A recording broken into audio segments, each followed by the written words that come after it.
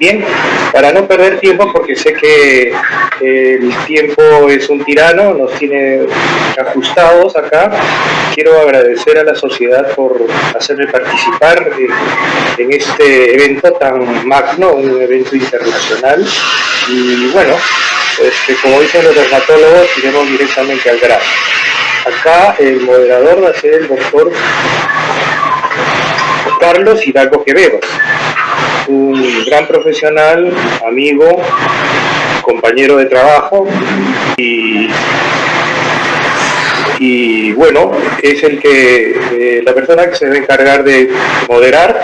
Le doy la bienvenida al doctor Carlos Hidalgo y quiero presentarle una pequeña ráfaga de su perfil de vida. Él es un médico ginecobstetra de nuestro querido hospital Arzobispo Loaiza. Él es el coordinador de la sección de ginecología, obstetricia y salud reproductiva de la Universidad Peruana Cayetana Heredia. Viene a ser el cargo equivalente como a un jefe de departamento. Tiene maestría en medicina con mención en ginecología y obstetricia y maestría en economía de la salud.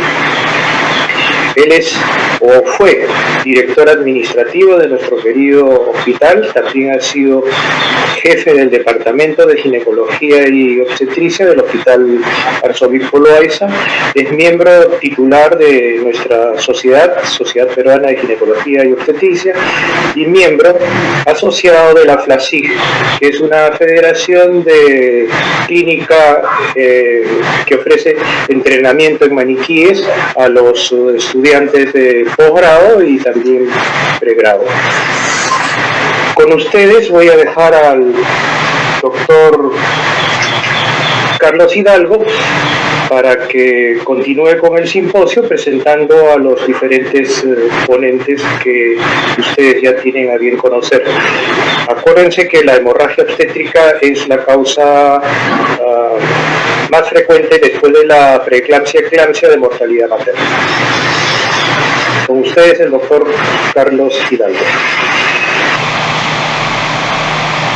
Agradeciendo entonces al doctor Xiu, decía que estoy muy complacido de moderar este simposio por la calidad de los expositores y la trascendencia del tema. Bien decía el doctor Xiu sobre que la hemorragia obstétrica todavía es la primera causa de muerte a nivel mundial y en muchos de los países de la región.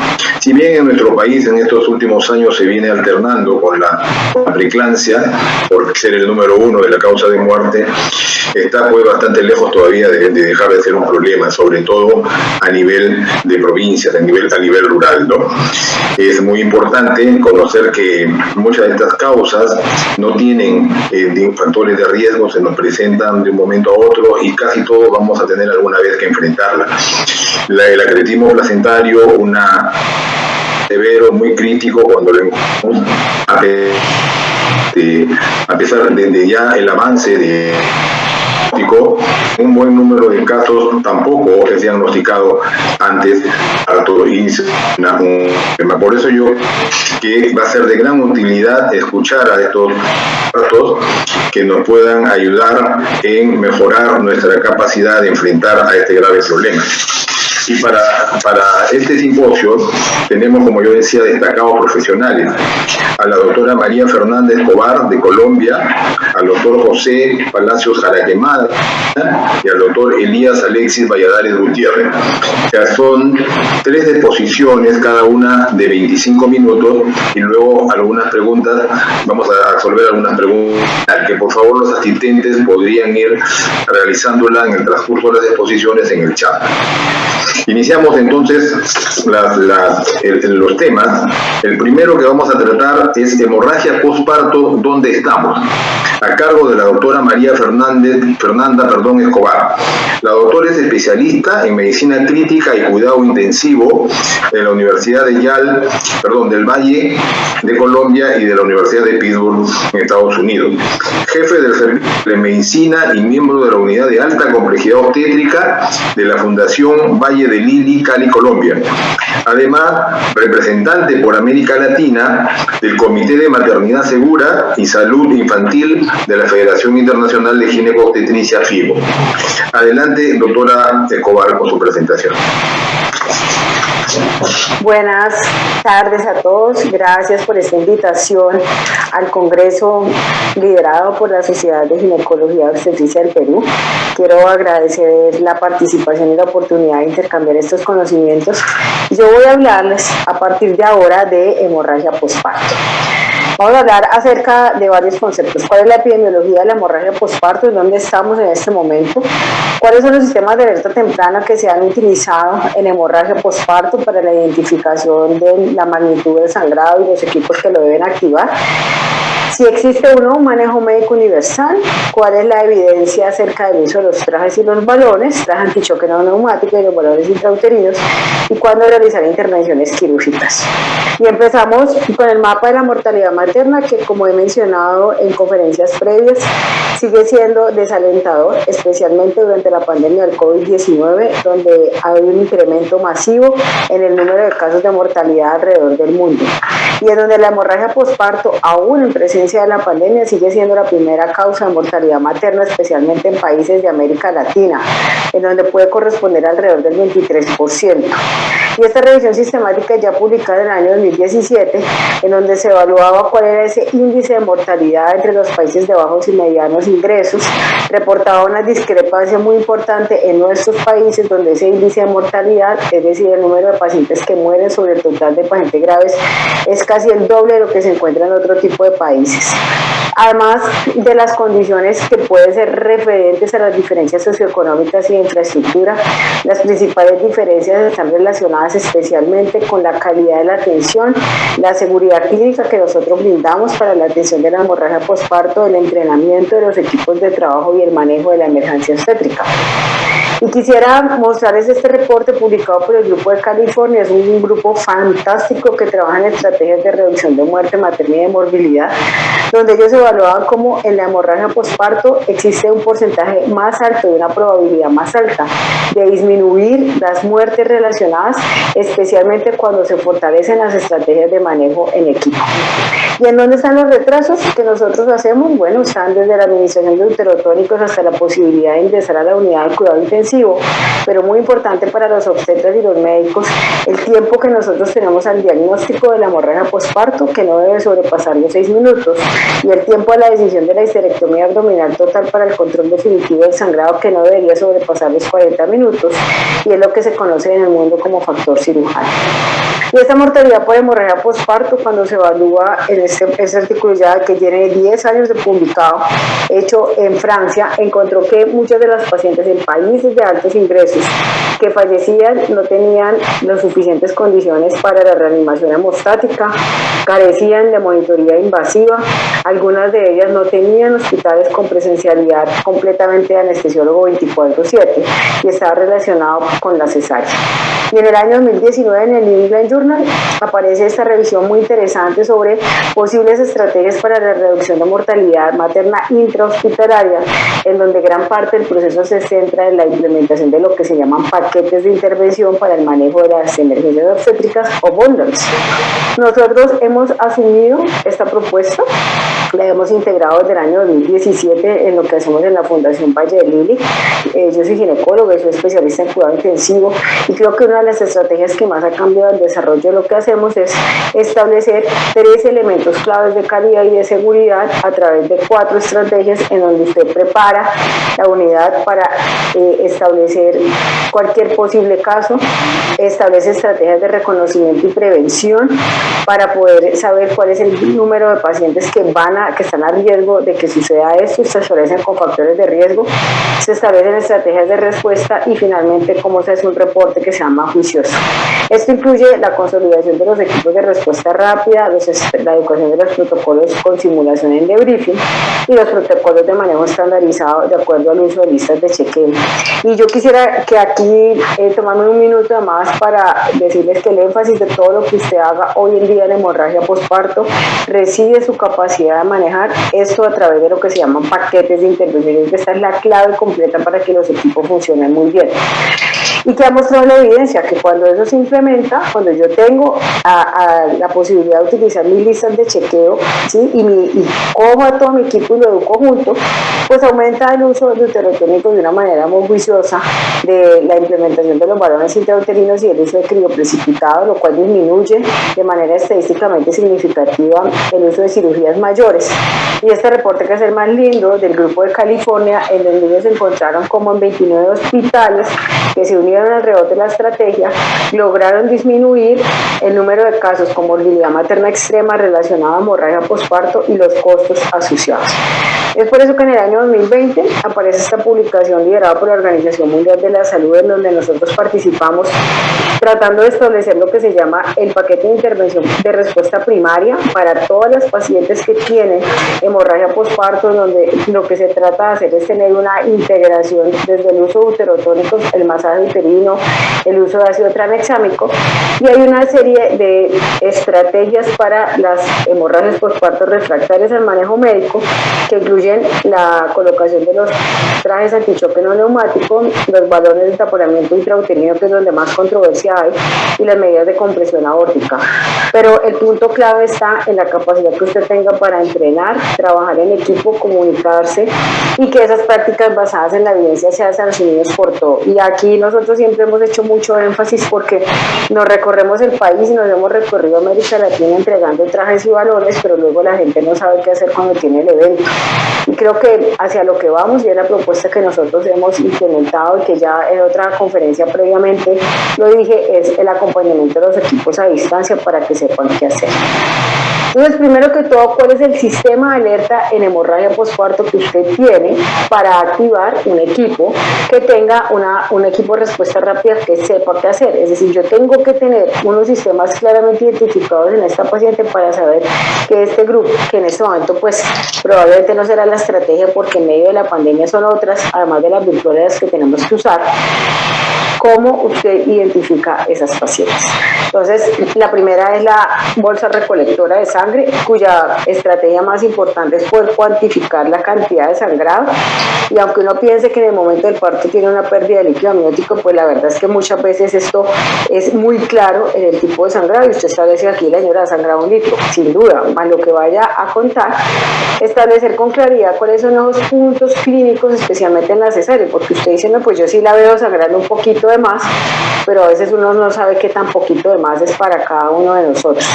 ¿Cuáles son los sistemas de medición intraoperatorios? El conteo de las compresas, y que debe ser muy preciso. Aquí nadie puede decir que esta paciente ha sangrado 800 cc, y cuando especialmente utilizamos el Saber, cuando usted lava las compresas y mide la cantidad de líquido que se extrae, la cantidad de sangre, pues tiene una cuantificación muy directa de lo que ha pasado.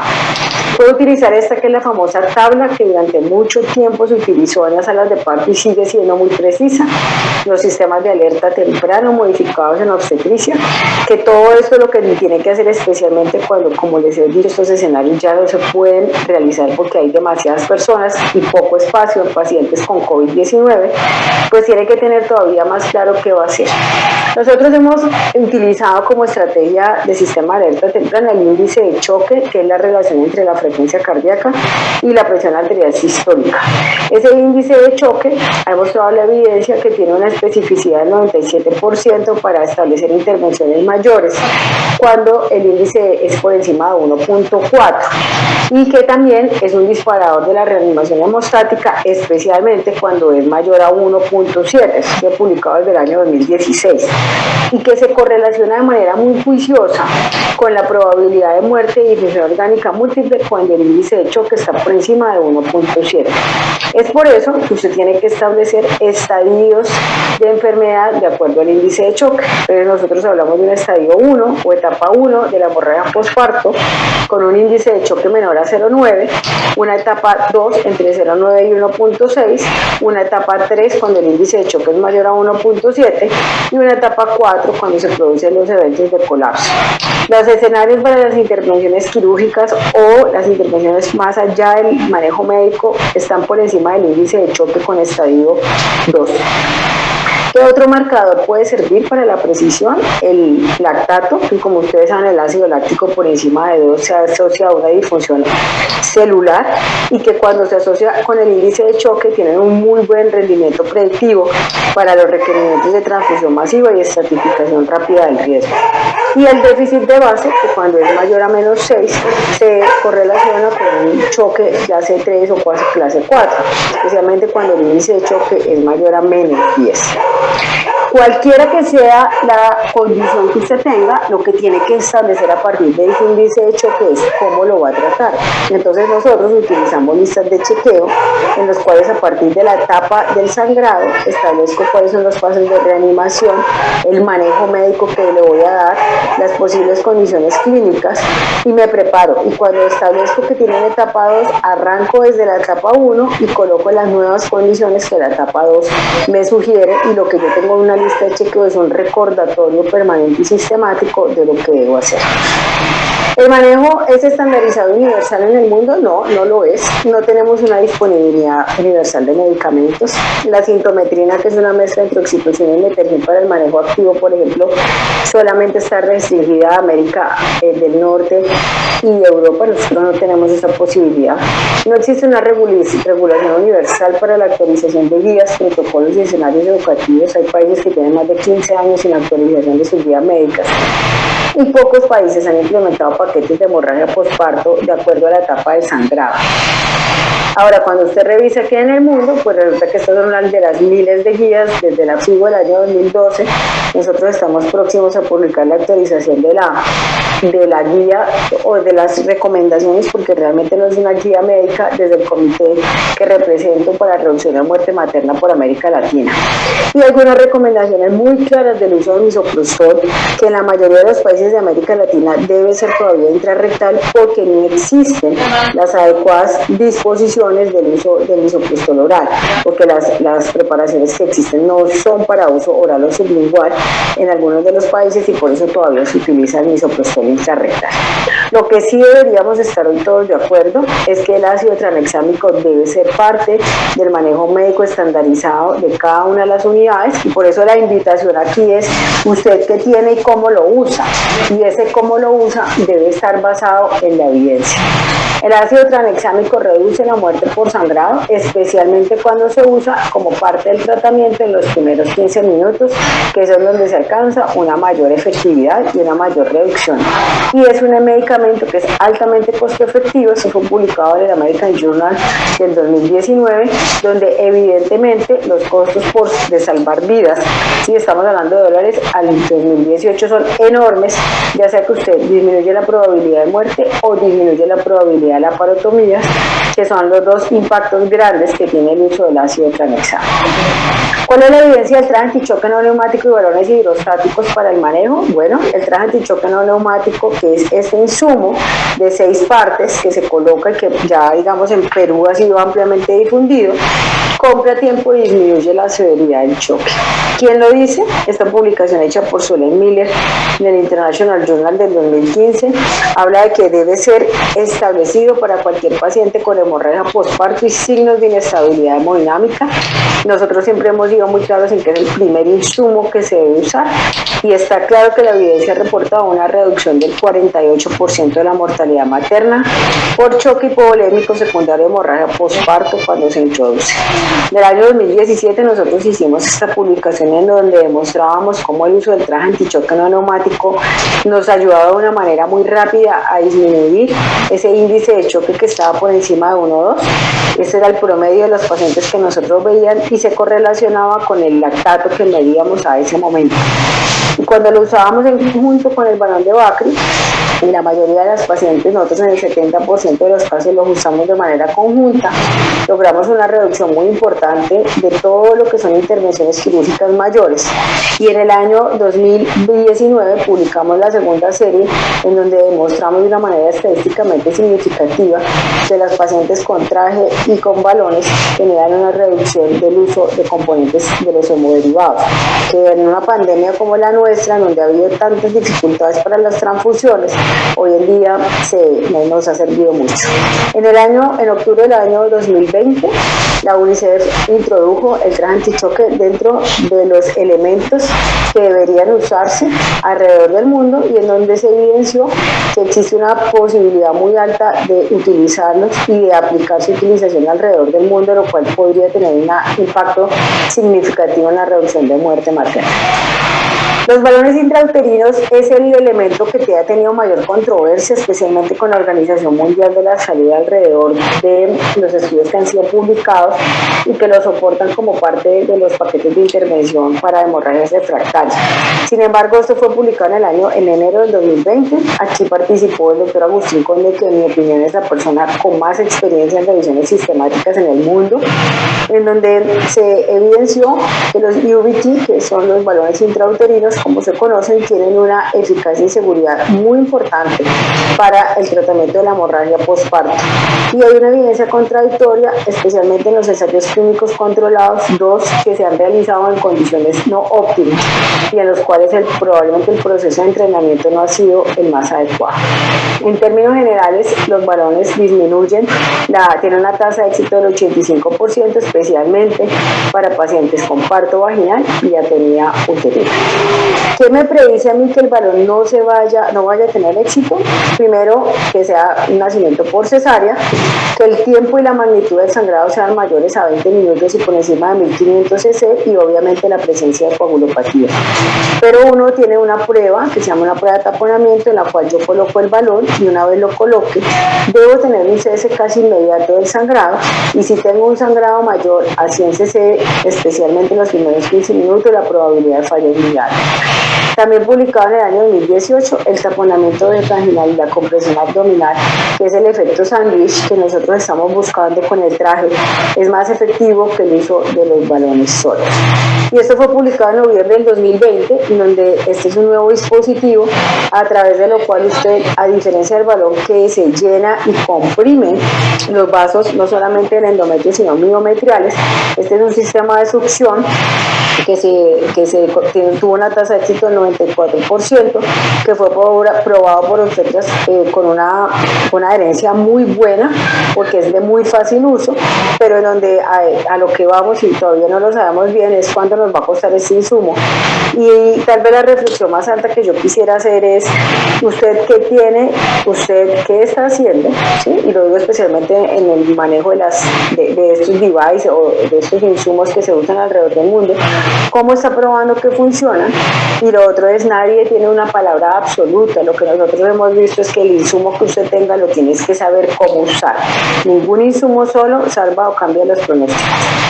En intervenciones quirúrgicas, esta es una revisión muy interesante que salió publicada en el 2002. Este es un análisis secundario en el Champion Trial, que es el estudio que se hizo sobre carbetocina, en donde ellos encontraron que las pacientes que tenían hemorragia postparto refractaria generalmente no eran las que tenían hemorragia postparto por atonía, sino las que tenían laceraciones cervicales.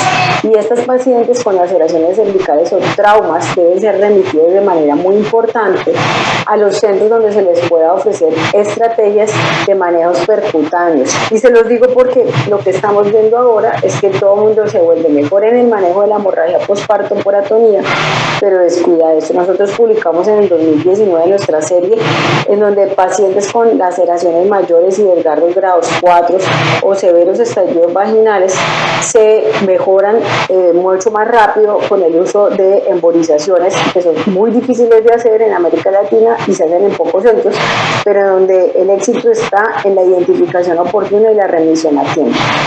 ¿Por qué se los digo? Porque cuando se revisa qué aprendimos nosotros de obstetras y qué sabemos hacer nosotros como obstetras de toda la variedad de intervenciones quirúrgicas, pues cada día la exposición es menos, eso todos lo sabemos, a los pacientes. Y segundo, pues uno puede pasarse la residencia sin haber visto una ligadura de arterias hipogástricas.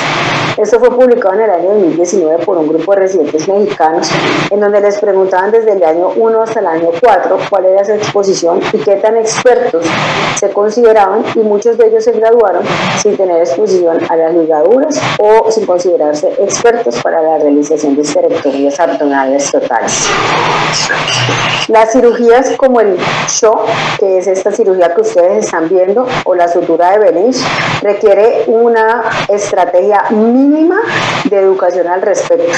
Y yo debería poder identificar claramente, de acuerdo a ese proceso educativo, qué pacientes son candidatas a una mejor resolución. Las pacientes cuya placenta, por ejemplo, está ubicada o cuyo sangrado está dependiendo de la región de S1, eso lo identificó el doctor Jaraquemada en el 2011, se beneficia más de suturas como la sutura de Benich o Hyman, y las pacientes que tienen el sangrado en el sector 2, ese sector que está irrigado por arteria pudenda y colaterales de ilíacas, se mejoran o tienen mejor respuesta a las suturas de SHO modificadas. Estas suturas en términos generales tienen unas tasas de éxito alrededor del 84 al 95%, más o menos del 90%, pero en el año 2016 fue publicada esta revisión sistemática acerca de qué tan buena era la calidad de los estudios, y en términos generales para ligadura, embolización y suturas tenemos evidencia insuficiente para recomendación de técnicas superiores a las otras, y muchos casos y series de casos, y yo hice la revisión antes de publicar, de traer esto a colación, no hay evidencia nueva suficiente y de buena calidad. Lo que sabemos es que la cirugía de Benich es la más utilizada, que una tasa global de histerectomía después de las suturas es alrededor del 25%, y que el tiempo ideal para la cirugía de Benich o las cirugías hemostáticas es en las primeras 2 horas de haber sucedido el evento de hemorragia postparto, después de la cual la tasa de histerectomía es mucho más alta. Sea el balón o sea la cirugía de Benich, las tasas son comparables y dependen de la experiencia de los obstetras. Nosotros utilizamos mucho balón para parto vaginal, creo que ya nunca le abrimos el abdomen a nadie para hacerle un Benich, pero en cirugía, probablemente en cesárea, podemos hacer Benich, y también colocamos balones especialmente para pacientes con placenta previa. Para cualquiera que sea la situación, es indispensable la formación en técnica quirúrgica antes de la realización. El equipo en el quirófano definirá los resultados, no solo la competencia de un solo cirujano. ¿Por qué? Porque la mayoría de estas cirugías deberían hacerse entre 2 personas que tengan la competencia. Las técnicas pueden variar, especialmente en los momentos de la histerorragia, pero un solo cirujano le va a quedar muy difícil no solamente pasar el punto, sino hacer la compresión del útero, que es la definitiva para que la cirugía quede bien hecha. En cuanto a la histerectomía, la única buena revisión sistemática fue publicada en el año 2016, en donde, como ustedes ven, nosotros carecemos de datos en América Latina para dar un aporte, pero lo que se ha reportado es que alrededor del 87% de estas pacientes tuvieron solamente un hijo, pero solamente 1/3 de ellas recibieron un tratamiento previo adecuado médico para evitar la histerectomía. Entonces uno piensa que muchas veces esta tasa de histerectomía podría ser menor, con una morbilidad, una mortalidad muy alta relacionada solo al procedimiento, si las competencias antes de llegar a esa opción fueran más rápidas. La cesárea definitivamente se asocia a un riesgo mucho más alto de histerectomía, 15 veces mayor, y eso es muy importante para las tasas de cesárea tan altas que estamos viendo en este momento, y tiene una probabilidad más alta, una vez se realiza la histerectomía, de terminar en una sepsis después de tratamientos invasivos. Este fue un segundo análisis secundario que se realizó. Ahora, en medio de la pandemia, en donde usted arranca operando una cosa y viendo otra, esta es una publicación de mi compañero Álvaro Nieto, pues definitivamente la reeducación en técnica quirúrgica va a ser muy importante para disminuir las complicaciones. Cuando nada de esto sirve, nosotros después de la histerectomía y en casos de hipotermia, coagulopatía y sangrado masivo, usamos estrategias de empaquetamiento pélvico y cierres abdominales o manejo de abdomen abierto con cierres secundarios secundarios después de que todos los posibles sitios del sangrado arterial mecánico hayan sido controlados. Esa es una revisión del doctor Pacheco. En el año 2020, con mi compañero Javier Carvajal, hicimos esta publicación en donde pacientes en la tríada de la muerte, acidosis, hipotermia y coagulopatía, debe activarse un equipo de control de daños que sepa lo que tiene que hacer de una manera muy rápida. Basados en estas recomendaciones, se seleccione adecuadamente la paciente, porque en términos generales estas pacientes van a requerir empaquetamientos en donde nosotros en promedio usamos alrededor de 7 compresas. Los tiempos de reintervención de estas pacientes son alrededor de 60 horas, pero estos pacientes tienen un costo al sistema y un costo humano gigantesco porque requieren estrategias de reanimación hemostática. Lo cierto es que cuando evaluamos la mortalidad esperada frente a la observada, encontrábamos que nos iba mucho mejor de lo que debería ir, de lo mal que podría irnos, y hemos logrado controlar el sangrado en todas las pacientes de esta serie de 108 casos, en las cuales 4 pacientes fallecieron por condiciones diferentes al sangrado. En esta publicación del 2020 lo que hemos tratado de hacer es llamar a la reflexión de que hoy en día no está lo que se llama la cirugía de control de daños, sino la resucitación de control de daños en esta paciente, en donde la cirugía es uno de los elementos apoyado en la resucitación hemostática, la limitación de cristaloides, la hipotensión permisiva en cirugía y los bajos volúmenes de resucitación. Para terminar, los tips de la reanimación hemostática que quisiera dejarles es: no usamos reanimación agresiva con coloides porque eso favorece la coagulopatía y la pérdida de glicocáliz, y en hemorragia posparto ha sido demostrado que el volumen de aporte mayor a 4 litros se asoció independientemente con resultados adversos en hemorragia posparto persistente. Como no hay sangre, cada unidad obstétrica debe tener un protocolo emergente con acceso a 2 unidades de glóbulos rojos, especialmente donde se hacen cesáreas, y en los hospitales de nivel 1 y 2 que tienen que remitir pacientes en condiciones de sangrado, la utilización del traje antichoque neumático y el balón para la remisión.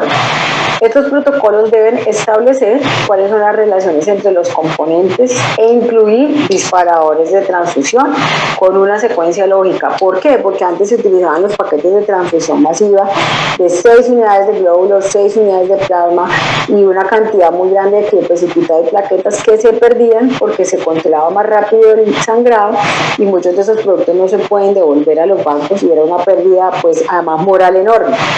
Lo que sabemos es que la relación entre los componentes debe ser de 1-1 o 1-2 en las primeras 6 horas del manejo de la paciente con hemorragia postparto.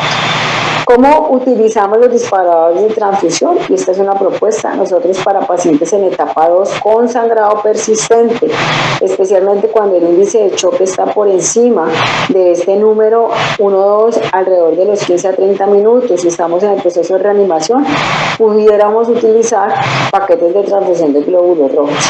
Y paquetes de transfusión masiva los solicitamos cuando los pacientes están en etapa 3 o en el colapso materno.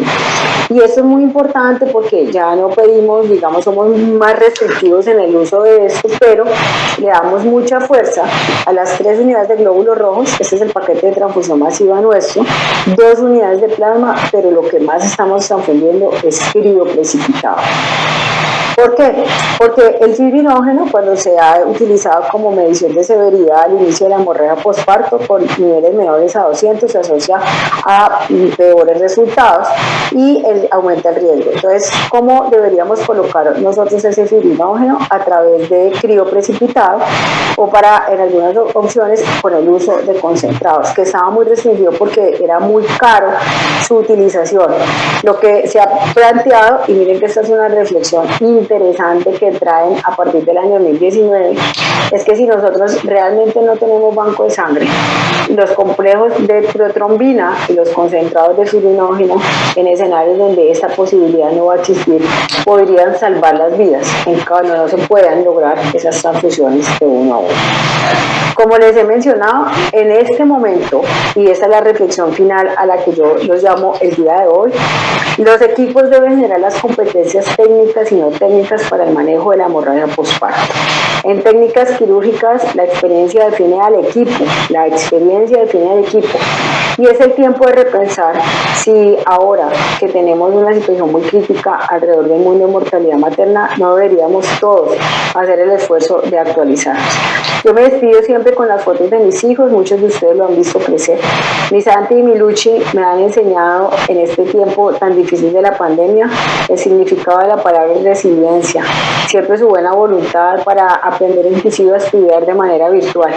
Creo que nos han dado un ejemplo de todo lo que estamos obligados moral y éticamente a darle a nuestros niños para ofrecerles la oportunidad de estar al lado de su familia. Yo me despido de todos ustedes agradeciendo la oportunidad de estar acá y felicitándolos por el desarrollo de este congreso que siempre estoy convencida, hoy más que nunca, es importantísimo poder nosotros tener educación con acceso a todo el mundo. Muchas gracias. Muchas gracias, doctora María Fernández Escobar, por su excelente presentación. El siguiente tema es procedimiento reconstructivo conservador para invasión placentaria. Estará a cargo del doctor José Palacios Jaraquemada, de Argentina, quien es médico cirujano asociado del Departamento de Obstetricia y Ginecología del Hospital Universitario CEMIT en Buenos Aires, Argentina, profesor titular y director del Departamento de Anatomía en la Facultad de Medicina, Universidad de Buenos Aires, Argentina. Fellow del Royal College de Obstetricia y Ginecología de Londres, Reino Unido. Investigador consultor en placentas con invasión anormal, hemorragia postparto y reparación uterina. Adelante, doctor Palacios Jaraquemada. Es un gusto estar nuevamente con ustedes. Vamos a hablar de manejo conservador en lo que es placenta ácreta. Una cosa es tener en cuenta cuáles son los problemas. Bueno, los tejidos están muy distorsionados, la irrigación es muy alta, el control de la hemostasia es complicado, y aparte hay otra cosa, el tejido está roto, por lo tanto nosotros tenemos que tener en cuenta todo esto. Pero aparte, si nosotros planeamos dejar el útero, tenemos que tener en cuenta que debemos dejar un útero funcional, o sea, con la mínima capacidad para producir una recurrencia. Esto es una publicación fue ya hace bastante tiempo. Esta fue uno de los primeros trabajos donde operamos a mujeres con placenta ácreta. Acá se hizo, toda la parte mecánica junto con la gente de la Facultad de Ingeniería, etcétera, cómo mejorar la pared anterior. Obviamente esto sufrió toda una transformación a través del tiempo, pero fue nuestra primera publicación de conservación. ¿Cuál es el tema en la Argentina específicamente? Bueno, nosotros tenemos mujeres que desean tener muchos chicos y ustedes saben que acá hay muchas cesáreas, por lo tanto era una necesidad. Si nosotros vemos, por ejemplo, este trabajo de hace un tiempo atrás, cómo se podía manejar la placenta ácreta por inmunización, pero fíjense por favor en la imagen a la derecha. Miren acá, esto está teñido, todo este sector falta el útero reaparece en el sector inferior. Fíjense la falta de simetría entre el sector superior y el sector inferior. Miren la bolsa en el sector posterior. Esto obviamente llama la atención porque si ustedes dejan la placenta que esté en su lugar, se va a reabsorber, pero el útero va a seguir todo exactamente igual.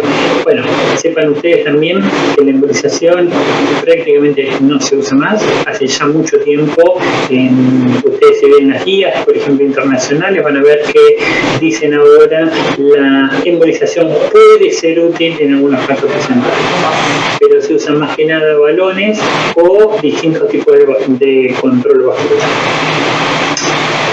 Es importante tener en cuenta de dónde viene la sangre a la placenta ácreta.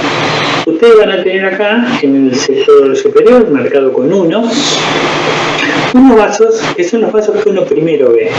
Estos vasos van desde la vejiga hacia la placenta, son arteriales y venosos, y el primer paso es desvascularizar este sector. ¿Por qué? Porque nosotros debemos llegar a donde está marcada la X en el sector inferior, que son los vasos arteriales que están nutriendo la placenta ácreta. Por eso, en ninguno de los casos, nosotros ligamos o tocamos la arteria uterina. Y esto van a ver que tiene una importancia a su vez en lo que es la fertilidad futura. Por lo tanto, comenzamos por el número 1 y después por el sector número 2. Mucha gente me dice, pero doctor, ¿qué liga en el sector número 2? Si uno toma los libros de anatomía no va a encontrar ningún vaso que va desde la vagina hacia el útero. Sin embargo, estos vasos están. Fíjense ustedes que si después de una cesárea ustedes comprimen las dos arterias uterinas, las dos arterias ovarias, quiere decir que el útero teóricamente queda sin sangre, y toman una muestra de sangre arterial en el medio de la arteria uterina, tiene la misma o un poquito menos de saturación de oxígeno de la muestra sacada al mismo tiempo de la arteria radial. Obviamente la sangre está llegando por un lugar. Bueno, el estudio anatómico se hizo en el año 2004, esto se vio también en Estados Unidos por otro lado, y llegan por este sector. Yo se los voy a mostrar cuáles son también. Muy bien. Fíjense que una de las cosas que uno primero hace es estadificar. ¿Por qué? Cuando uno estadifica, sabe hasta dónde está invadido y algunas características que no se ven en los estudios. Ustedes saben que todos los autores coinciden que tanto con la resonancia como en la ecografía, por mejor hecha que esté, ustedes tienen un 99% de certeza. Sin embargo, hay cosas que pueden pasar. Bueno, una de las primeras cosas que nosotros hacemos, si uno mira la imagen a la izquierda, es ligar estos vasos neoformados. Se hace una maniobra de Pelosi, nosotros cortamos por dentro de los ligamentos redondos, abrimos el peritoneo, o sea, entramos en el parámetro y llevamos los dedos hacia adelante. Esto nos permite pasar por delante del cuello. Ahí uno define. Si la vejiga está invadida por encima de sus dedos, es una invasión posterior superior, que habitualmente son las más benignas, del 80%. Pero si está invadido en el sector inferior, o sea, entre el trígono y el cuello, eso es otra cosa. Ahí uno sabe ya que la cirugía va a ser mucho más complicada y entra dentro de lo que es el 7% de placentas complicadas. Ahí se empieza a hacer, como les decía, fíjense acá está tomada la vejiga por una pinza de Alice o dos, y se liga todo el peritoneo entre los dos ligamentos redondos. ¿Por qué todo el peritoneo? Dentro del peritoneo ustedes pueden tener vasos arteriales, que obviamente lo van a ver, pero los vasos venosos habitualmente se aplastan y no los ven. Por lo tanto, es mejor hacerlo en este momento, uno hace y obviamente que después pasa después. Como les decía, empieza a ligar todos esos vasos que van desde la vejiga al útero. Pero nosotros, ¿cómo se entra? Otro problema que había en ese momento era que todas las cirugías se hacían por vía mediana.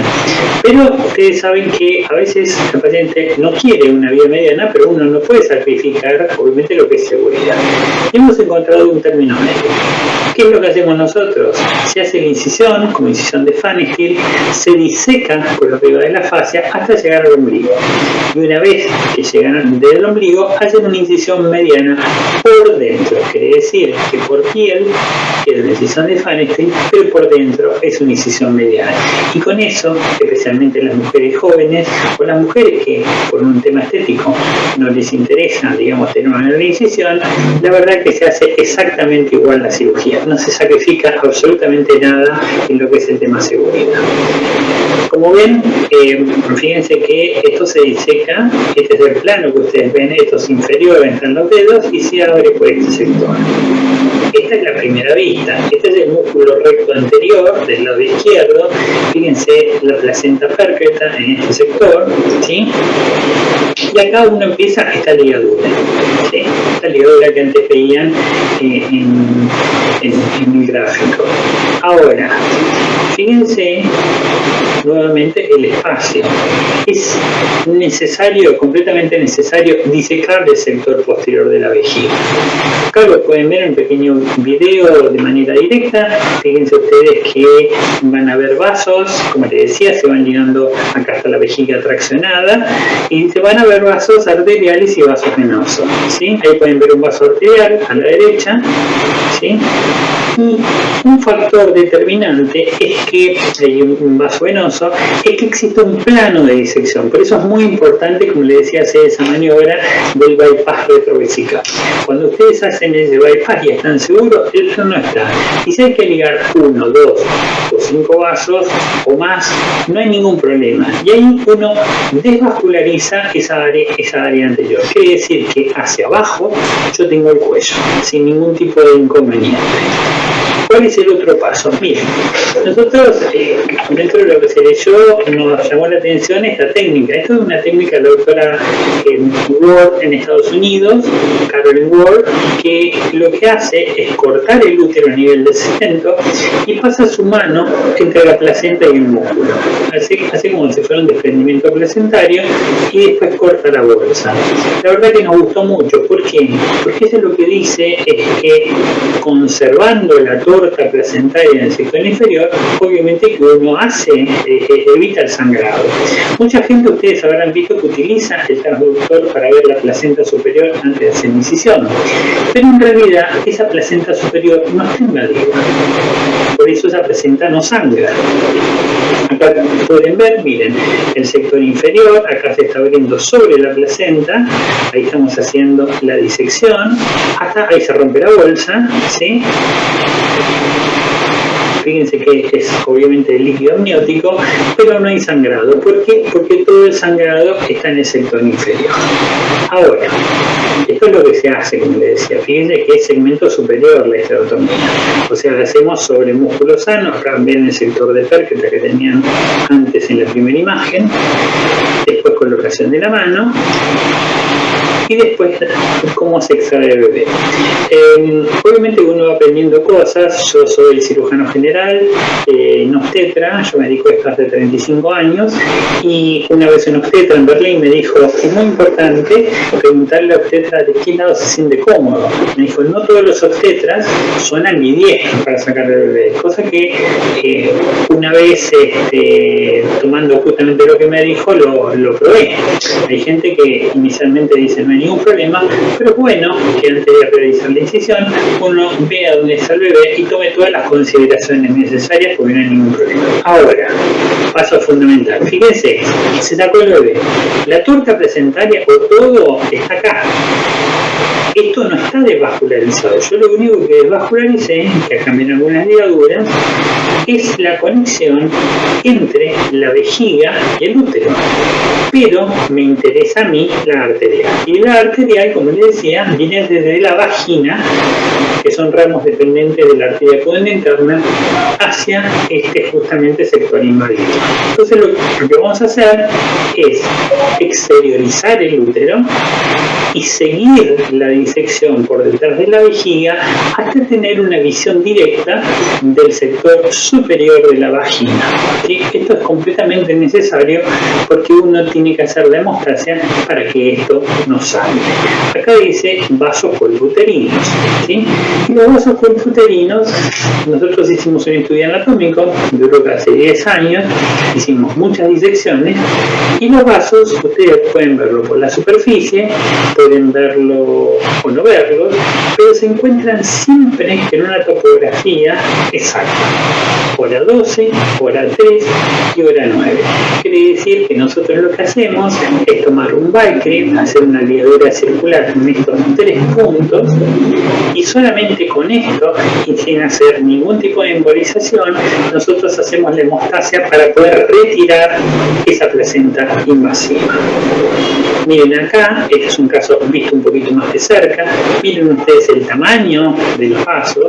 Como les decía, la arteria uterina estaría por arriba de estos vasos, ¿sí? Y para que vean que esto no es mentira, esto es una foto a la izquierda, una foto cadavérica. Fíjense que esta foto cadavérica, y los cadáveres que llegan a la Facultad de Medicina no son mujeres jóvenes, tampoco están embarazadas. Pero miren esto, por favor. Esta es la vagina, este es el fondo del saco, este es el útero y este es el ovario.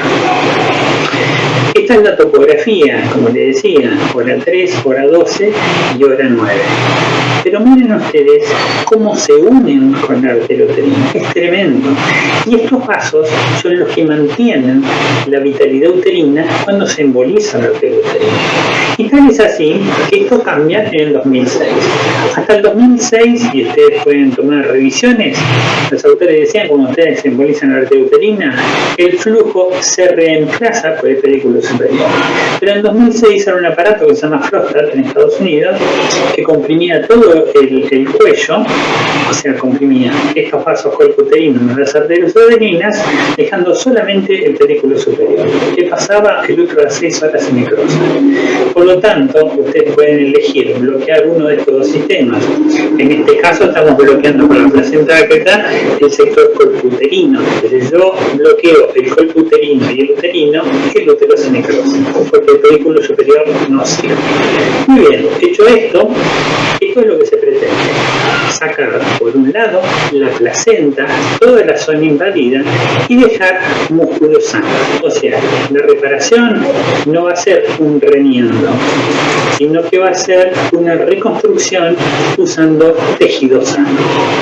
Y bien acá, nosotros estamos cortando, me va a decir, doctor, acá hay placenta, sí hay placenta, ahora vamos a hacer la disección. Miren, se está cortando todo este sector, ¿sí? Y después lo que se hace es completar hasta el borde, ¿sí? Aquí hay que tener una visión muy importante, porque a veces uno necesita ver, como le decía, el ligamento redondo, porque si el corte quedó un poquito más allá, puede ser que uno no lo vea y puede ser una causa de hemorragia. Y acá, fíjense ustedes cómo se está sacando toda la placentaria, cómo se está sacando la zona invadida, y acá están los vasos neoformados. Ven que no hay sangrado. Y esto es porque uno hace la hemostasia previa. Inicialmente yo retiraba esto y después hacía la sutura. Y un médico me dijo, ¿por qué no lo hace antes? Realmente es una cuestión muy simple y de ese momento se hace justamente antes. Una vez que ustedes vean que esta es toda la pieza, por eso a veces cuando nos dicen, bueno, usted no tiene anemia patológica, claro que la tengo. Fíjense que acá tengo el músculo en invasión con los vasos no formados y yo puedo hacer anatomía patológica y diagnóstico perfectamente. Ahora bien, en la fase de reparación hubo desde el año 2004 una variación. Nosotros colocábamos en este lugar una malla de Badekri para aproximar el tejido. ¿Por qué? Porque la segunda sutura tiene que ser sin tensión. Y esto, como les decía, trabajamos un tiempo en la facultad, en la parte biomédica, la facultad de ingeniería, y si nosotros colocamos puntos en uno, quiere decir que no están tomando la línea de sutura, lo que hacemos es reducir la zona de la tensión en la sutura primaria, que sería la segunda. Así que no habría ningún inconveniente. Por lo tanto, hacemos estos puntos solamente para aproximar los tejidos en forma de U, y después hacemos lo que es la segunda línea. Y cuando uno ve esto, dice, bueno, esto es una cesárea habitual. Y esto es lo que pretende. Digamos que uno restaure el tejido a un tejido que sirva para tener un futuro embarazo. Ahora bien, fíjense que una de las grandes diferencias entre esta cirugía es que con la cirugía de placenta in situ, es que en la placenta in situ ustedes dejan ese tejido invadido. Y ese tejido invadido así como ocurre en el embarazo de cicatriz cesárea, es altamente predisponente a la recurrencia, ¿sí? Ahora bien, fíjense cómo queda acá. Esta es una cirugía, miren las ligaduras, como dicen, en un sector inferior. Esta es una cirugía hecha por el residente de cuarto año, ¿sí? Nosotros tratamos obviamente de hacer un training. Fíjense cómo se marca perfectamente los ligamentos redondos y acá se puede ver cómo se abre. Y la apertura del ligamento redondo sirve para otra cosa. Cuando ustedes van a ver en la clase anterior que se hace esto para ver si hay una invasión del parametrio. Y esto es muy fácil hacerlo. ¿Por qué? Porque si uno lo quiere practicar en una cesárea, cortar este sector y abrirlo con los dedos es completamente avascular. O sea que no tiene ningún deterioro para la paciente, absolutamente nada. Como ven, la disección es bastante baja y a veces pasa que nosotros por lo menos necesitamos 2 centímetros de tejido sano en el sector inferior. Esto es 2 centímetros de tejido en general macroscópico. Cuando uno lo estiran, pasa esto. En realidad el tejido se retrae porque es tejido muscular. Hay obviamente varias cosas que se han hecho y varios desarrollos que se han hecho en esta cirugía. Y uno que es fundamental es que cuando ustedes realizan o la histerectomía obstétrica o la resección de la placenta, se libera hacia el plasma una cantidad de tromboplastina. Esta tromboplastina reduce la cantidad de fibrinógeno y nosotros sabemos que si el fibrinógeno está por debajo de 150 o de 200, hay posibilidad de resangrado. Esto es un paso fundamental. Nosotros no nos vamos del quirófano hasta tener el valor de fibrinógeno. ¿Por qué? Porque esto es muy fácil. Si hemos tenido pacientes, por ejemplo, entrando con 550 y le hemos sacado la placenta y el fibrinógeno es de 50. Y hemos tenido pacientes que habitualmente lo que bajan son 100 miligramos por ciento. Si uno tiene algún inconveniente y le da 2 gramos de fibrinógeno liofilizado o 7 unidades de plasma fresco congelado, o le puede dar creo precipitado. Otra de las cosas que hace, si tenemos alguna lesión de la vejiga, a veces la vejiga es imposible no dañarla. ¿Por qué? Porque a veces la vejiga ha sido cosida al defecto anterior, o sea que no hay manera.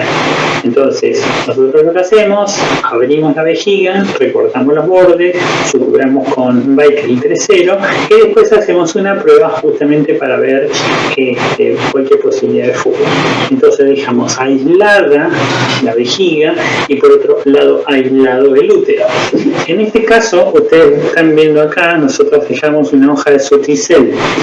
El tema es que el Surticel en algunos casos da fiebre.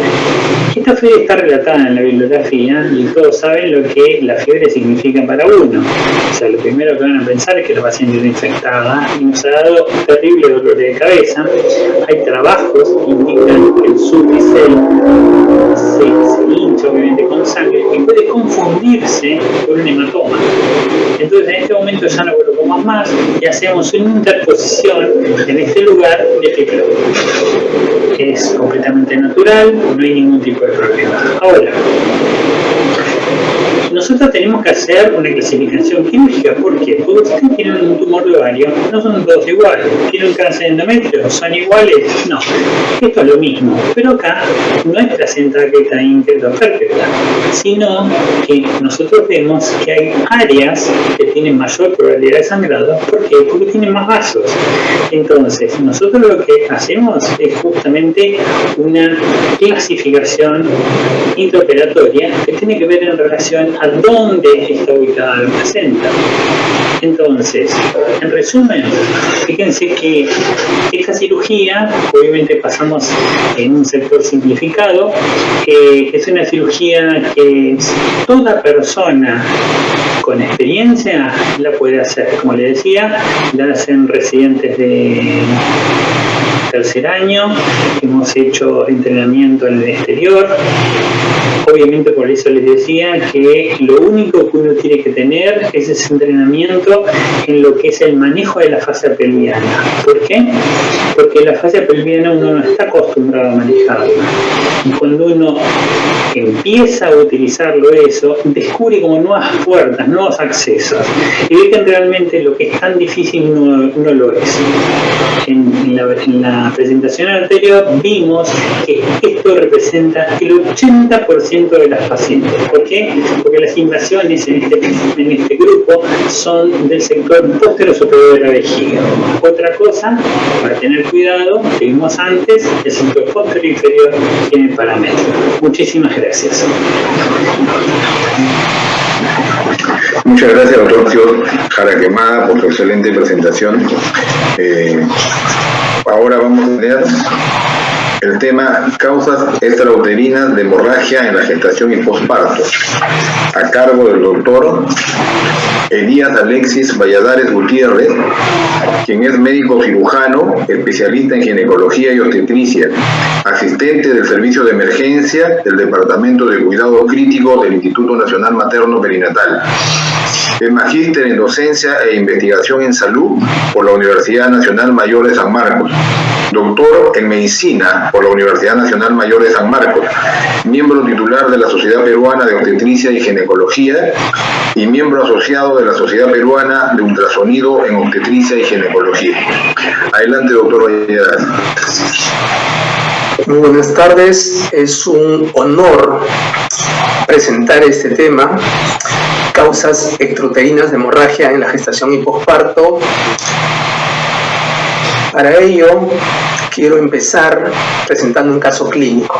Tenemos una paciente de 28 años de edad, de 35 semanas, con 5/7, gesta 3, para 2, que ingresa para ser programada para una cesárea electiva por el diagnóstico de placenta previa con acretismo focal.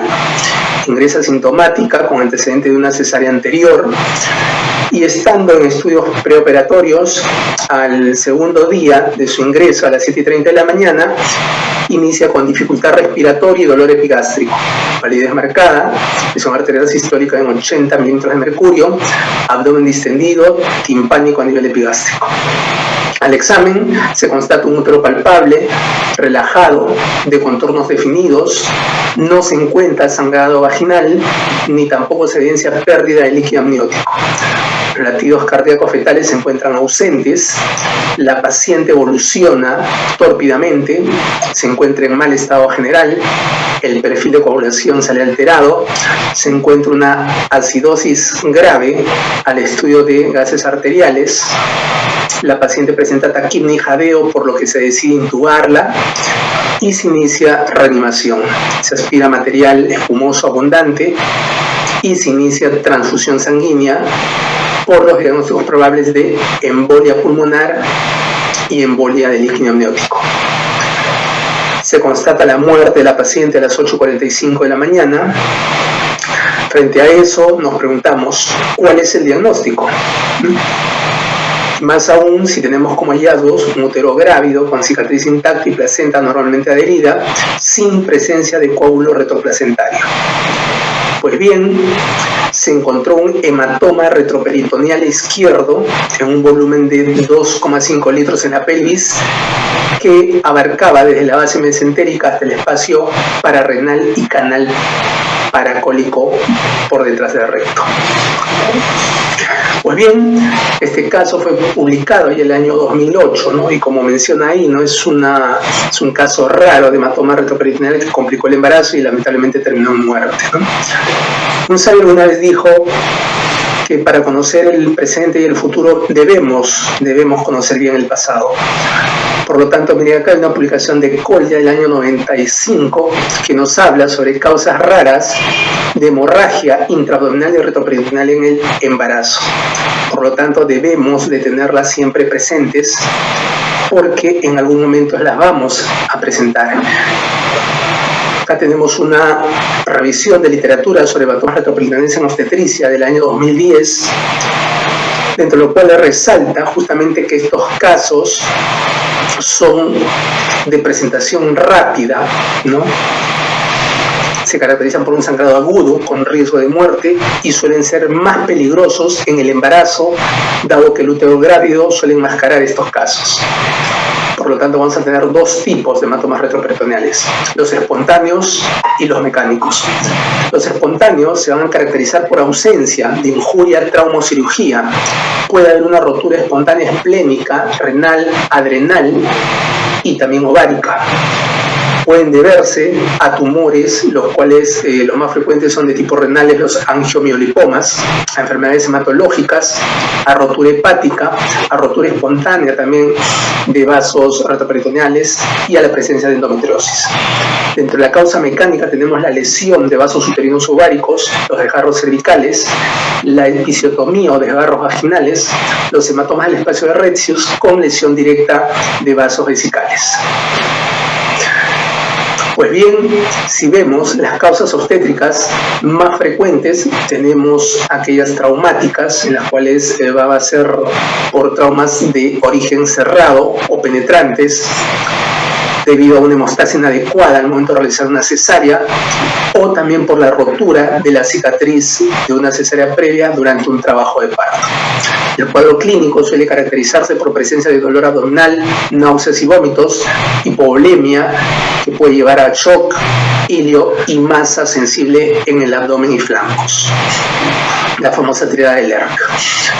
Pues bien, es importante recordar la anatomía justamente del espacio retroperitoneal, pues como vemos, nos incluye una serie de estructuras vasculares de gran calibre y adicionalmente este espacio retroperitoneal puede contener un gran volumen que se describe hasta de 30 litros en su interior, lo cual clínicamente incluso no da mayor traducción, porque a la evaluación clínica tan solo vamos a objetivar un incremento en la circunferencia abdominal de hasta 1 centímetro, ¿no? Asimismo, hay una serie de cambios fisiológicos hemodinámicos que van a contribuir a la presencia de estos hematomas.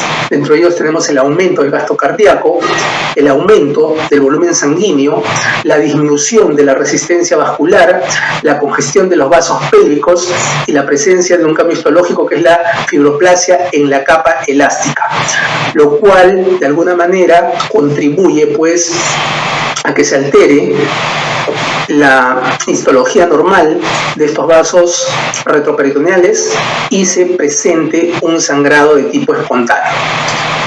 Pues bien, esto lamentablemente nos va a traducir o se va a traducir en morbilidad materna extrema e incluso en muerte. Sin embargo, en la mayoría de casos, el sangrado puede ser sospechado y se puede identificar la causa. Sin embargo, si vemos esta revisión mucho más actual respecto a la morbilidad materna y mortalidad asociada con hematomas retroperitoneales en embarazo, tenemos que en los últimos 30 años la mortalidad materna debido a este tipo de hematomas ha disminuido de un 89% a un 10% y la supervivencia fetal ha aumentado de un 0% a un 53%. Presento acá otro caso, un paciente de 38 años, de 30 semanas con 5 días, con antecedente de un hijo vivo, que ingresa por dolor agudo en flanco izquierdo a las 12 de la mañana. 2 días de escalofríos, de evolución y disuria. Ingresa con un diagnóstico de pielonefritis en condiciones estables y se realiza una cardiotocografía, la cual le resulta normal. Tenía el antecedente de una cesárea previa y 30 minutos después, a las 2:30, presenta deterioro del estado clínico. Se realiza una ecografía abdominal, la cual le resulta normal. Se encuentra hipotensión progresiva, letargo, dolor torácico pleurítico agudo. Se inicia reanimación y se evidencia también la presencia de bradicardia fetal. 15 minutos después, la paciente presenta alcalosis respiratoria, por lo cual es evaluada por UCI. Se encuentra o se sospecha de una embolia pulmonar, de pielonefritis y sepsis. A las 3:36 se inicia reanimación cardiopulmonar. A las 3:40 se realiza una cesárea perimortem, obteniéndose un natimuerto. ¿Cuál sería el diagnóstico en este caso? Pues bien, fue un aneurisma de arteria esplénica roto con sangrado activo que requirió transfusión masiva. La paciente evolucionó en forma tórpida, estuvo hospitalizada durante 6 meses con un postoperatorio complicado y salió con secuelas neurológicas a consecuencia del síndrome post-RCP. Miren acá, tenemos una publicación reciente, el año 2019, que nos habla justamente sobre la rotura del aneurisma de la arteria esplénica en la gestación, ¿no? Es una condición pues con compromiso de vida. Más aún si recordamos que este aneurisma suele romperse hasta en un 50% de casos en las gestantes. Lamentablemente, solo el 20% de ellas son sintomáticas. Suele presentarse con mayor frecuencia, alrededor del 69% en el tercer trimestre, y conlleva un 75% de mortalidad materna y un 95% de mortalidad fetal. Sin embargo, lamentablemente, hasta un 70% de casos, el diagnóstico suele ser erróneo. Básicamente, se sospecha de desprendimiento prematuro de placenta normoinserta o de rotura uterina. Tenemos acá otro caso de rotura de aneurisma de arteria esplénica, en el cual hubo sobrevida tanto materna como fetal, el cual fue diagnosticado, ¿no?, por una angiografía selectiva de la arteria renal a nivel del hilo esplénico, donde se encontraba justamente un aneurisma de más o menos 3,5 centímetros, el cual fue manejado con una cesárea y posteriormente se realizó pues la esplenectomía, ¿no?, donde se evidencia que en la pieza operatoria la zona del aneurisma, y el estudio histopatológico la zona de la rotura del aneurisma. Otro caso manejado en el tercer trimestre del embarazo, el cual nos evidencia la angiotac con reconstrucción, ¿no?, y a este nivel se puede mostrar pues el aneurisma, el cual fue manejado, miren, con una cesárea, y posteriormente al cierre de cavidad abdominal se procedió a hacer una nefrectomía por vía laparoscópica. Paciente en condiciones estables y evolucionó favorablemente. Es una publicación del año pasado.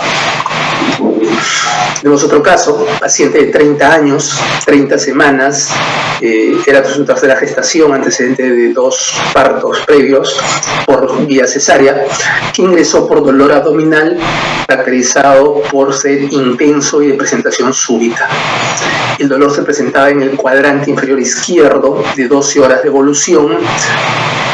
Adicionalmente, la paciente cursaba con diaforesis desde el inicio del cuadro clínico, negaba náuseas, vómitos, fiebre, disnea o dolor torácico. Asimismo, también negaba antecedentes de trauma abdominal, hipotensión arterial, hematuria, coagulopatías u otros trastornos importantes. Pues bien, se sospechó de una rotura uterina, dado que la paciente evolucionó con mal estado general, sin actividad cardíaca fetal, cursaba taquicardia hipotensa con distensión abdominal, sin evidencia de hipertonía uterina. La pregunta es, ¿qué hacemos? ¿Cesárea de emergencia de repente? Bien, efectivamente, se procedió a una cesárea mediante una incisión mediana abdominal, encontrándose hemoperitoneo, líquido amniótico claro y un mortinato. El útero y los anexos estaban normales y se evidenció un extenso hematoma retroperitoneal a través de la línea media del apéndice. El manejo consistió en aperturar el retroperitoneo, evidenciándose una lesión de la arteria renal izquierda de 3 milímetros a nivel del ilio con sangrado activo, por lo cual se realizó una nefrectomía. La evolución de la paciente fue lamentablemente tórpida, paciente curso inestable, recibió en total 26 unidades de paquetes globulares y hemoderivados, falleciendo a los 2 días del posoperatorio. Este fue un caso publicado el año 2013 de un hematoma retroperitoneal espontáneo.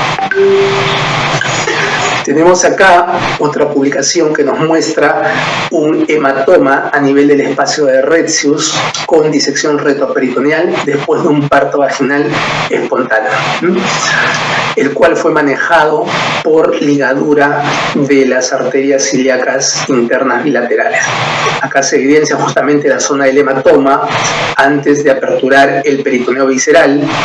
Posteriormente, luego de la apertura, se puede observar el útero, ¿no?, y la zona del cervix libres con la presencia de un hematoma sobre la pared posterior de la vejiga que disecaba el espacio paravesical derecho y paravaginal con extensión al ligamento ancho, observándose el uréter de ese lado, el cual estaba dilatado. Acá vemos la ligadura de la arteria ilíaca, la cual justamente fue el tratamiento que se optó en ese caso. Tenemos acá también otro caso de un hematoma del espacio de Retzius, como causa de una hemorragia posparto retroperitoneal oculta posterior a un parto vaginal. Se describe que estos casos suelen deberse muchas veces a lesión del plexo venoso de Santorini debido al descenso de la cabeza fetal y al parto, ¿no?, sobre todo en partos algo complicados. Tenemos acá otro caso de un hematoma de ligamento ancho y paravesical posterior a un parto vaginal. Se observa acá el hematoma a nivel paravesical. Una vez que se apertura el espacio paravesical, vemos la extensión del hematoma, ¿no?, que se va hacia retroperitoneo. Muy bien, este caso también fue manejado por debridación de hematoma y ligadura de arterias hipogástricas. Bien, tenemos acá también un caso raro de hematoma bilateral de ligamento ancho en un embarazo gemelar. Esta paciente ingresa con antecedente del primer gemelar nacido por parto vaginal y el segundo gemelar con parto obstruido, con prolapso de brazo al ingreso y ya óbito intraútero, ¿no?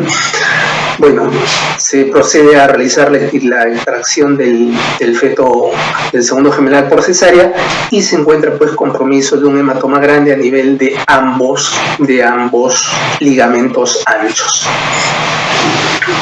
los cuales fueron debridados oportunamente. Bien, tenemos acá también un caso de hematoma retroperitoneal después de una injuria vascular ilíaca, ¿no? Tenemos acá las imágenes de tomografía en el cual se evidencia un hematoma grande de 15 por 13 centímetros, ¿no?, que desplaza incluso el útero, ¿no? Este caso fue una puérpera de tercer día que ingresa con un cuadro caracterizado por taquicardia e hipotensión, ¿no? Durante la reanimación la paciente presenta un paro cardiovascular, por lo cual se inicia la reanimación cardiopulmonar avanzada, pasa a la parotomía y se constata una lesión de vena ilíaca a nivel de la bifurcación de 3 centímetros, ¿no?, la cual fue manejada también adecuadamente.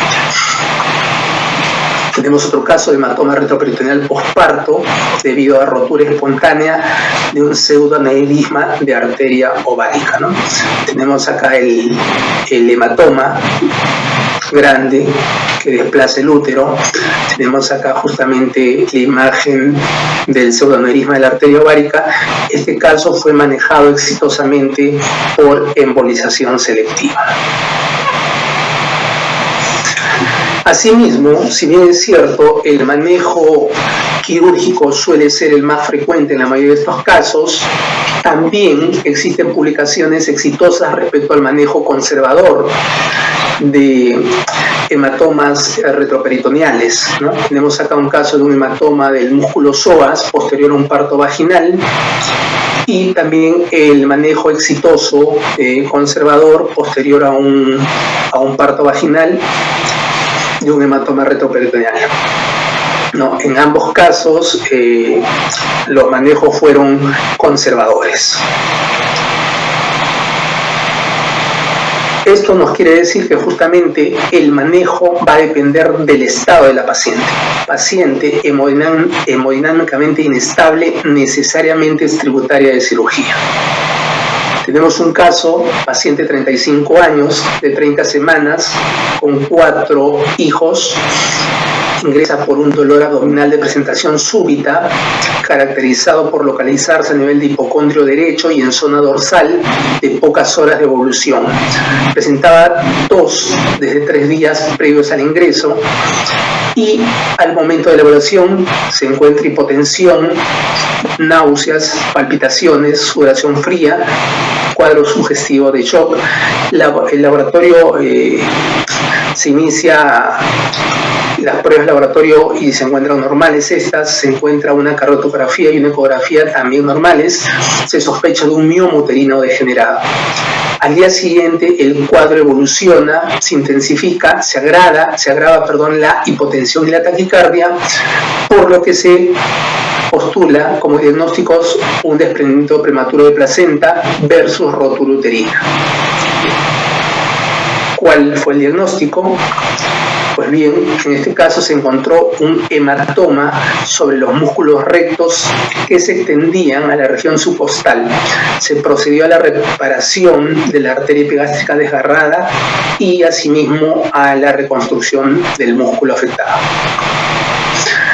Pues bien, este caso correspondió a un hematoma de los músculos rectos, ¿no? El cual, como dice acá, se considera un dilema diagnóstico. ¿Por qué? Porque hasta en un 93% de casos el diagnóstico suele ser erróneo al ingreso de la paciente. Sin embargo, la mortalidad es considerablemente alta, hablamos de un 13%. Asimismo, se describe que el embarazo de alguna manera condiciona a que se puedan presentar este tipo de hematomas debido a un incremento de la tensión de la pared abdominal anterior y a la diastasis de los rectos producto del crecimiento del útero grávido, lo cual puede aumentar la debilidad de este músculo y hacerlo más susceptible a pequeños traumas. 93% suelen ser mal diagnosticados al inicio. Reconocer la anatomía es importante toda vez que tenemos vasos epigástricos tanto superiores como inferiores, y a nivel de este espacio preperitoneal se puede coleccionar también un volumen considerable de sangre. Tenemos acá esta publicación del año 2019, nos habla de un hematoma espontáneo en la pared abdominal de una gestante a término, ¿no? Miren acá justamente la imagen ecográfica, un hematoma grande. Asimismo, el cuadro clínico suele ser dolor abdominal de inicio súbito, a veces acompañado también de un estado de hipovolemia, caracterizado por taquicardia, hipotensión, taquimia y palidez mucocutánea. Otra publicación también del año 2020 sobre un hematoma espontáneo del recto anterior del abdomen, en el cual, ¿no?, podemos observar los signos clásicos de esto, ¿no? La equimosis periumbilical, ¿no?, la equimosis a nivel de los flancos, la equimosis a nivel de la masa palpable, ¿no? Entonces estos son signos clásicos. La equimosis periumbilical, el signo de Cullen, uno de los más conocidos, ¿no? Tenemos también otras condiciones. Miren, acá tenemos en este caso una hemorragia de la vejiga, ¿no?, con riesgo de vida de causa espontánea. Pues bien, se describe que las lesiones de vejiga solamente son tributarias de cirugía hasta un 2%, ¿ya?, y que la presentación de una lesión de vejiga espontánea que requiera cirugía es tan solo de un 1%. Pues bien, en este caso se encontró una lesión, un hematoma grande a nivel de la vejiga que requirió pues de cistostomía, evacuación del coágulo, y no se encontró un vaso que justifique el sangrado, ¿no? Se asumió que era una lesión espontánea de vejiga que no requirió solamente debridar el hematoma. Una complicación bien temida por nosotros, con la cual tenemos bastante experiencia en el instituto, es justamente la ruptura hepática en pacientes con síndrome GEL. Estas son imágenes de casos del instituto, ¿no? una complicación bien temida de alta morbimortalidad que felizmente en los últimos años ha permitido ganar bastante experiencia en su manejo en el instituto. Es importante recordar que en medio del caos también hay oportunidad, como le dice Sun Tzu, y esta oportunidad va a estar dada básicamente por el hecho de conocer que pueden y que existen causas que no son de origen uterino responsables justamente de hemorragias tanto en la gestación como en el posparto. Por lo tanto, es importante poder desarrollar una forma distinta de pensar, ¿no? Como vemos en la imagen, ¿no? Para algunos puede estar de frente o de perfil, de repente para algunos solamente va a estar de frente, para otros solo de perfil, ¿no? Pero cuanto mejor ampliemos nuestras capacidades en poder establecer diagnósticos alternativos, desterrando el pensamiento vertical y pensando que hay otras causas y asimismo otras formas de manejo de una hemorragia posparto que no sea solamente luterina, vamos a brindar mayor oportunidad a nuestras pacientes. Una cosa más, si bien es cierto, como decía, no solamente en la gestación y en el posparto van a existir causas que tengan otro origen diferente al origen uterino, también va a haber causas de sangrado que se van a presentar como si tuvieran otro origen diferente al uterino, sin embargo, su origen va a ser uterino. Tenemos acá esta publicación ya algo antigua.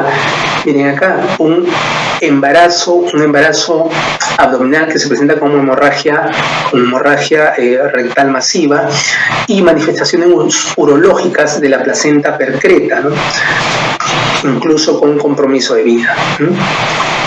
Entonces, como conclusiones, tenemos que los sangrados extrauterinos son poco frecuentes y suelen autolimitarse. Sin embargo, en presencia de hipotensión recurrente, siempre pensar en que la causa puede estar en el retroperitoneo. Definitivamente todos los sangrados arteriales sin tratamiento lamentablemente van a terminar en muerte y siempre debemos buscar y procurar el origen del sangrado. Si hubiera alguna pregunta, les agradezco. Muchas gracias. Muy bien, muchas gracias, doctor Valladares, por su excelente presentación. Estamos ahora ya para resolver las preguntas con el doctor Palacios Jaraquemada y el doctor Valladares. Una pregunta ahí con respecto para el doctor Palacios Jaraquemada sobre, entiendo el momento en que se pueda realizar la cirugía cuando hacemos un diagnóstico de acretismo placentario antes del parto, ¿no? ¿Cuál sería el momento adecuado y qué medidas debemos tomar para la cirugía? Sería una primera pregunta, ¿no? Y la segunda es, ¿cómo ha sido la evolución en el siguiente embarazo de las pacientes a las cuales se han sometido a esta cirugía reconstructiva? Doctor, por favor. Su micro, por favor, doctor Palacio Jaraquemada. Su micro. Ya, ahora sí. Respecto a la primera parte, le quería decir lo siguiente.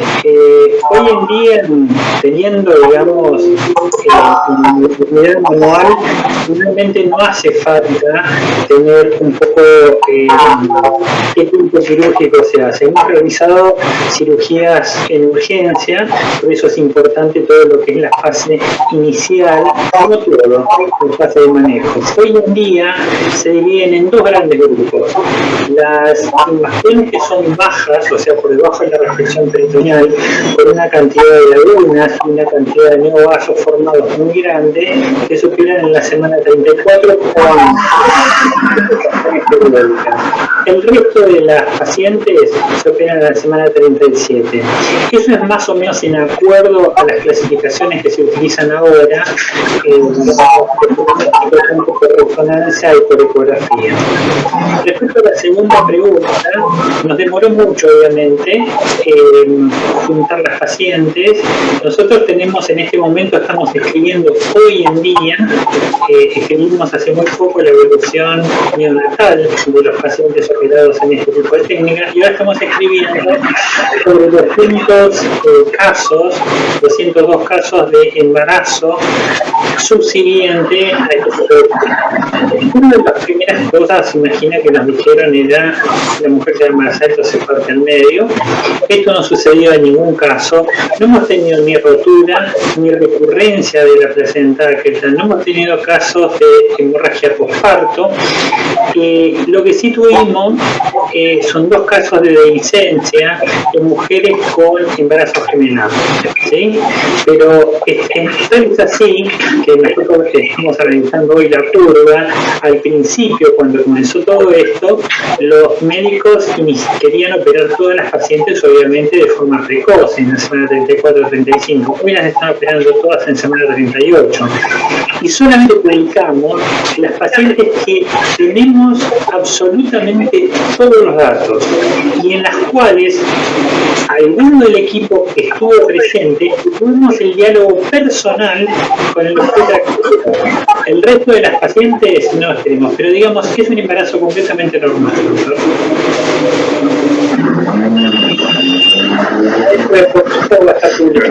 Muchas gracias, doctor.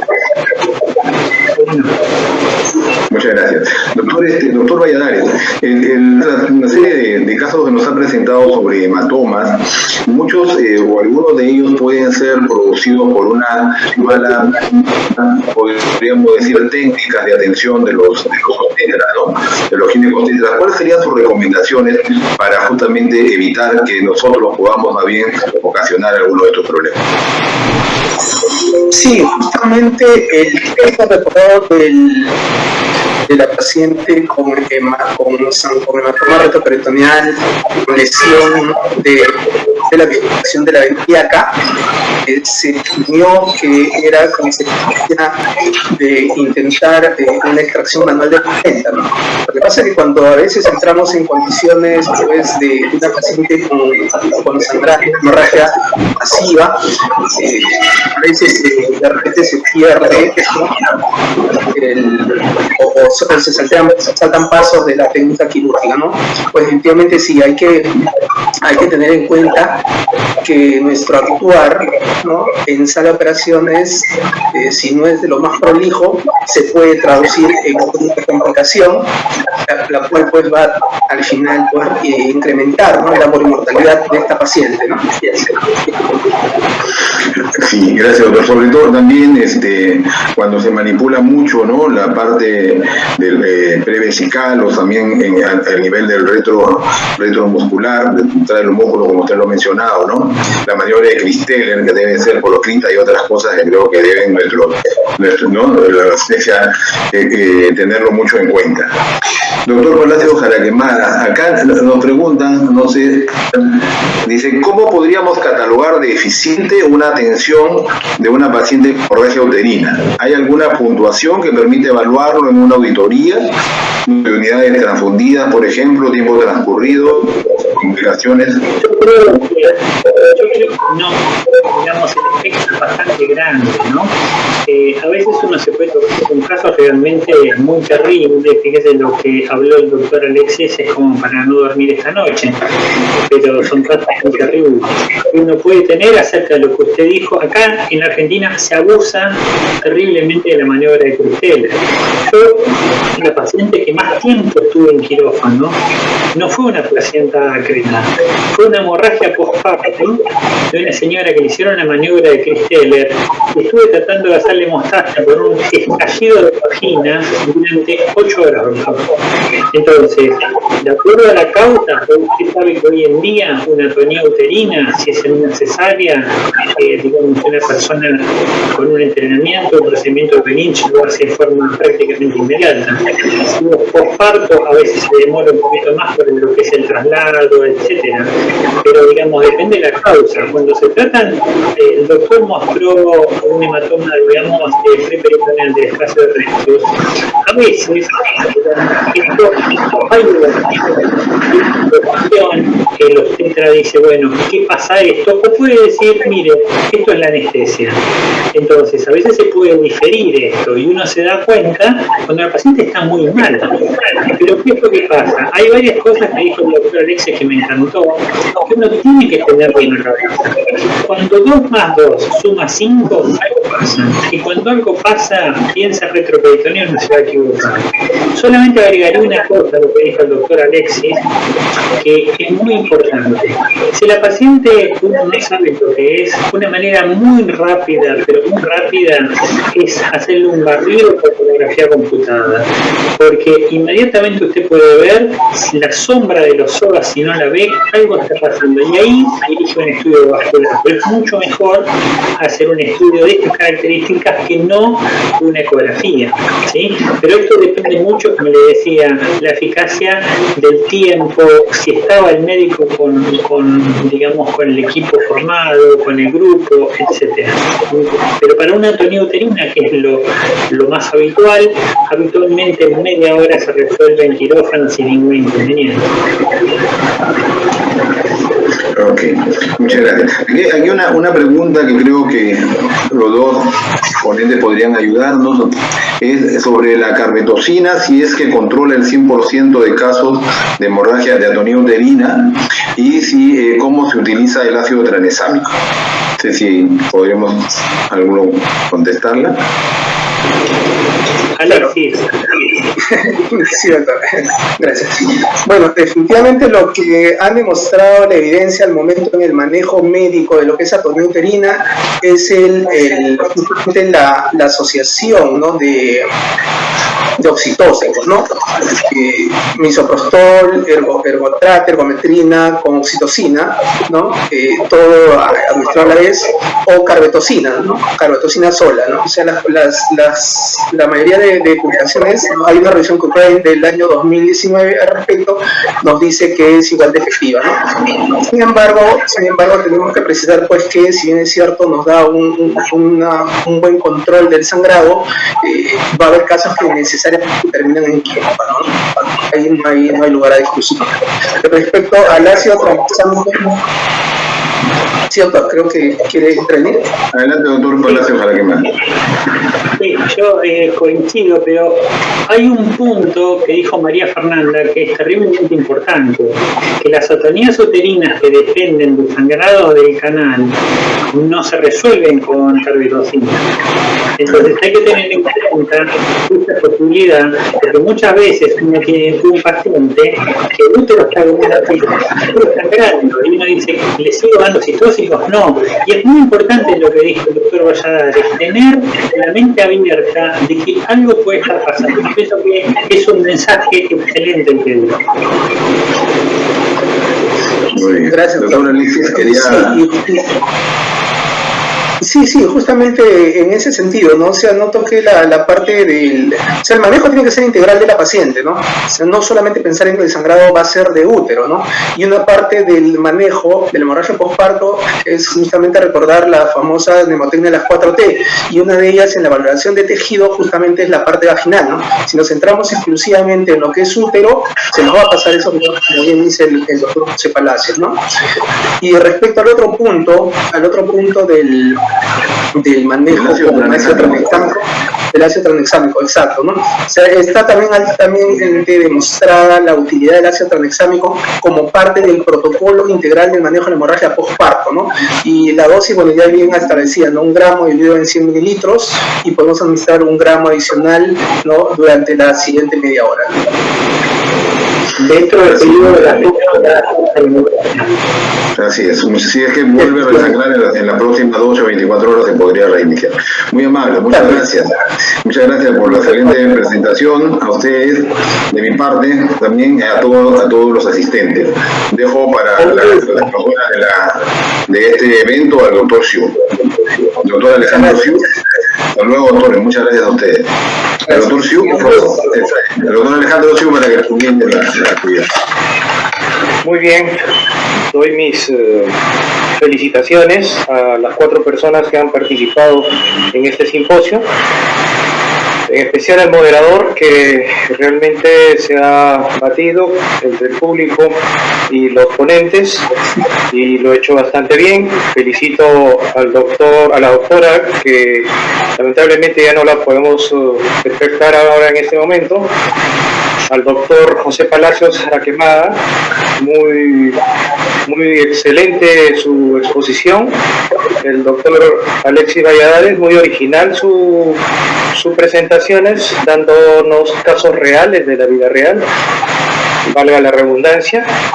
Y bueno, no me queda más que clausurar este simposio y pasar a un receso que bien merecido lo tenemos, aunque estemos nosotros en nuestras propias casas. Nuevamente mis felicitaciones para los 4 ponentes y ojalá en algún momento pues mi país pueda acoger a los colombianos y argentinos que han representado este simposio, y que espero sea pronto. Gracias, adiós.